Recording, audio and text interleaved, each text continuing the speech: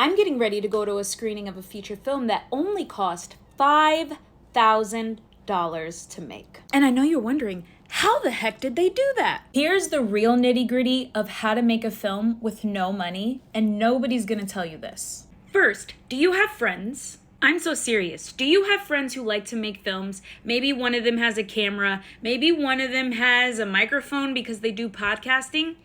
Those are the people you're going to want to call when it comes time to make your film.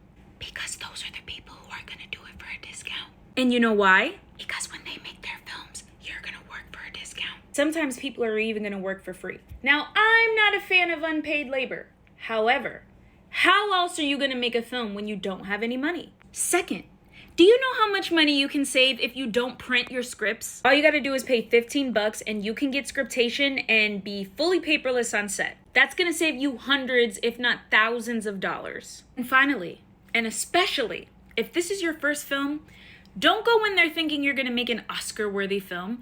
Go in there making a film that you're going to put on TikTok or YouTube. Or even Instagram. Why? You already have an audience there. People know you. They're going to comment on it. They're going to like it. They're going to share it because they believe in you. And then slowly, you start to build a built-in audience. Therefore, when you make your Oscar film, they're going to be the first people with butts in the seat. I made a short film for $4,000, and that film has traveled all around the world.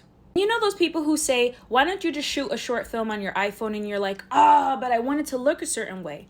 Why don't you write a story that the iPhone is a part of the story? That's gonna make it super cool. I once watched a horror short film that was shot entirely on photo booth on a laptop, and honestly, it was the scariest thing. It worked so well, and so you forgive that the quality is like not that of $1 million camera because it's a part of the story. Listen, these are pro tips. Nobody's gonna teach you these things.